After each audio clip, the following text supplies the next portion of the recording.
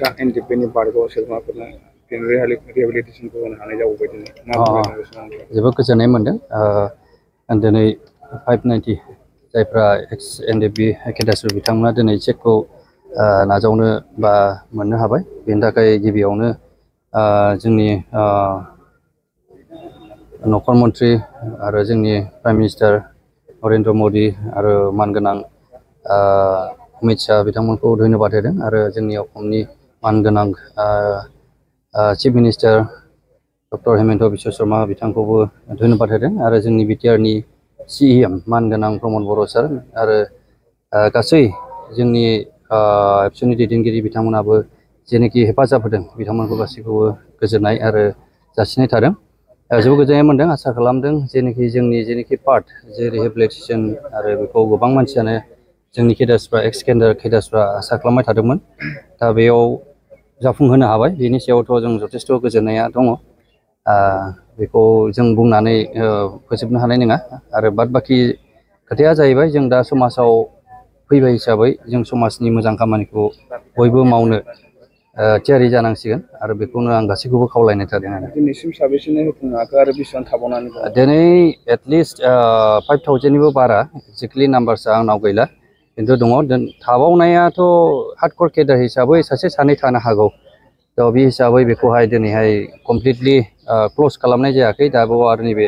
जेनोखि दिनैनि होनाय बेहाय माखासे सालिजारि खालामनाय जादों आरो बेयावहाय जुदि गैयाब्ला बेखौहाय सोसननाय जागोन होननानै माखासे जों मिथिनाय मोनदों आरो जों आसा खालामदों निस्सय 100% जों होजोबनो हासिगोनखौ जोङो आसा खालामदों जेनेबा माखासे खोथा बेरखांबाय थादों जे मेलेसियानि खोथाखौ लानानै जों बेखौ आवगायाव सेल्फ हेल्प ग्रुपनि थ्रुयैबो जों माखासेखौ होनायबो जादों जेरावहाय मोनसे सेल्फ हेल्प ग्रुपआव 12 लाख बेखौहाय WPTनि आन्दाराव होनाय जादों जेखि जाया मानो दिनै जों जेरै असम सरकार सेन्ट्रेल सरकारनि हेल्पआव बा सहायाव जों दिनै मोनफुंनो हाबाय माने फ्रायखौनो होनो हाबाय होननानै जों बुंगोन आरो बेनि सायाव आं टटेलि बुंनाय नङा आं बरायदों बिथांमोना जुदि थारैनो मावफुंनो हायोब्ला बिथांमोननि खोथा आरो जों मोनसे डेम'क्रेटिक कान्ट्रि बयहाबो अधिकार दं आरो आं सानदों बेयो साक्सेसफुल जानायखौ जोङो बेखौ दानो आं बुंनायबो नङा आरो बुंनोबो हानाय नङा आरो जों दिनै नुदों खोनादों खिन्थु बे मिनिंफुल जानाय नङा बिदिखौ आं नुदों बिटिआरआव गोदान राजखान्थि दोलो दानानै गसंथानाया बेसेबां जाथावना जारिमिन बायदियै जोङो गोबां दल दाबाय गोबां दला जोबबोबाय थादों जों बेबायदि राजनितिक दलखौ जों नुबोबाय थादों आरो दानि जेनोखि एनार्जेटिक आरो डायनामिक जोंनि गेजेरावहाय जेनोखि बिटिआरखौ सालायबाय थादों मानगोनां प्रमद बर' सार बिथांनि जेनोखि सुक्तिनि आरो रायजो राजानि लुबैनाय बेवहाय गोदान मोनसे अबेबा मोनायाव मैखुन बायदि बेरनायखौ जोङो रायजो राजाया गनायगोन ना गनाया बेनि सायाव आं कुइसन दङ दा थारमाने जों नुबोबाय थाबाय गोदोनिफ्रायनो एक्सपिरियेन्स जों दाल' नङा गोदोनिफ्रायनो एक्सपिरियेन्स जाबोबाय राजनितिकआ मोनसेनिफ्राय आरो एक्जेक्टलि गोदानै मैयासो दाख्लि जोङो मोनसे संग्रामनिफ्राय लानानै जोङो मोनसे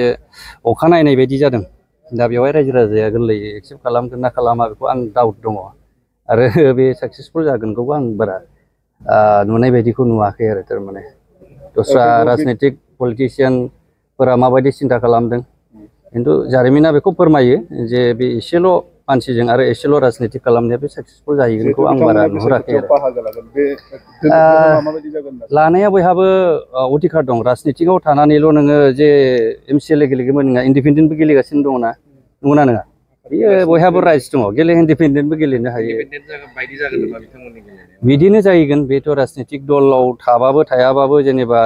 गेलेनाया बयहाबो अधिकार दं डेम'क्रेसि हिसाबै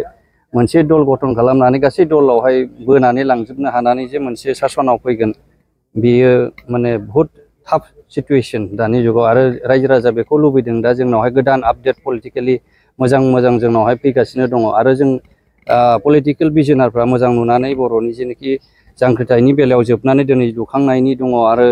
बानायनांगौनि दं बिनि सिन्था धारायावहाय बयबो दङ हिसाबै माने गोरलैखौ बे जों नुहुराखै आरो साक्सेसफुलनि खोथाखौ